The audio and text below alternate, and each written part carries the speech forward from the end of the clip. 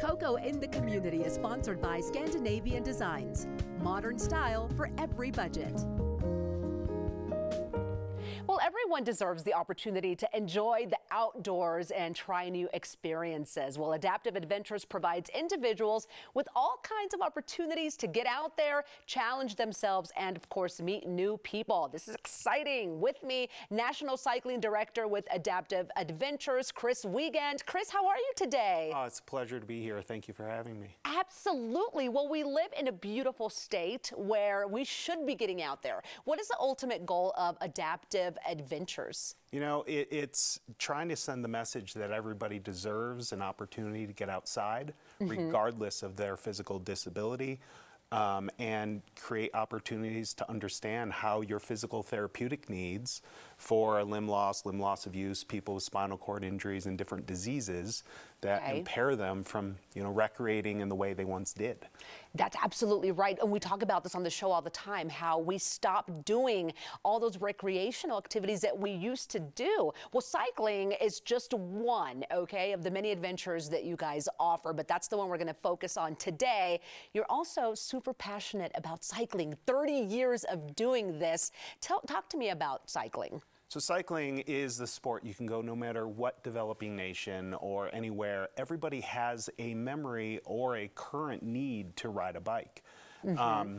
And with the ability that has been taken away through disease or injury, that simple ability to play goes away immediately. So our goal is to make sure, let's reconnect to that feeling of being a kid and riding a bike again, but it actually will prolong health and wellness and hopefully happiness. It does. It's a good thing to do in so many ways. Well, I'm just going to tell you something real quick. The other day I had to go to Walgreens and I was charging my car and I rented one of those bikes, the Lime bikes that you get on the streets. It was so much fun and it took me right back to riding bikes again. And then I felt good, like accomplished, right? Like I actually did something for my body. Well, look, you've extended the program to underserved communities. Explain how that helps and how people can be a part of this. A lot of what we do that is misunderstood is to provide the opportunity and awareness that everybody deserves a chance to get outside. Yes. The ability to communicate with new people, doing different activities while taking care of themselves.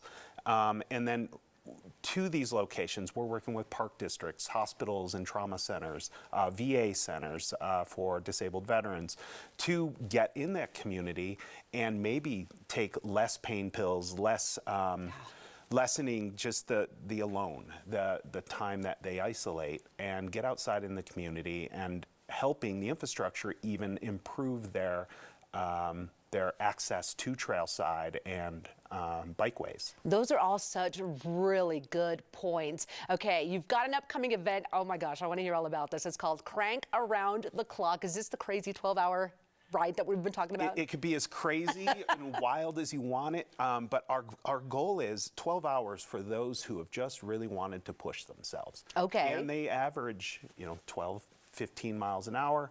They can finish a great long distance. These participants that we're looking at is everybody. The people that don't recognize their chance to be in a community. That it also includes a person that has to pedal the bike with their arms because of their spinal cord injury that can still ride 25 miles an hour or do great adventures. But also the regular two-wheel bike community, people maybe with completely healthy bodies and great lifestyles, and they just want to challenge themselves against another group like them. And whether they want to come out and pedal for an hour and cheer for a bunch, that the important part is that we all come together and celebrate the outside and our false fall. Our false fall, right? Right now.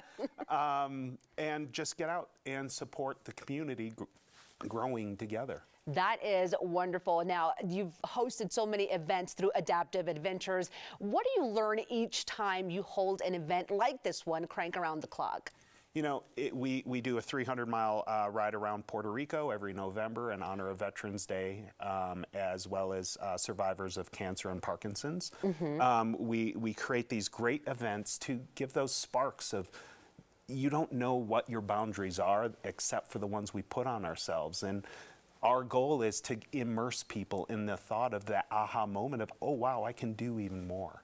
I love that. And you're absolutely right. We don't know what our boundaries are. It's just the ones we make for ourselves, right? I love that you've come this morning and shared this with everyone. And how can viewers learn more, participate? Well, adaptiveadventures.org will get you to the website, navigate, reach out. Our staff is all out there. We're ready to help serve, whether it's through core education to trauma center rehabilitation, to just getting in the community. They don't know how to access, and we can, whether you're missing arms or legs, or you don't have use of your legs, or missing part of use from stroke, we can get you on a bike. We can get you climbing, kayaking, and skiing.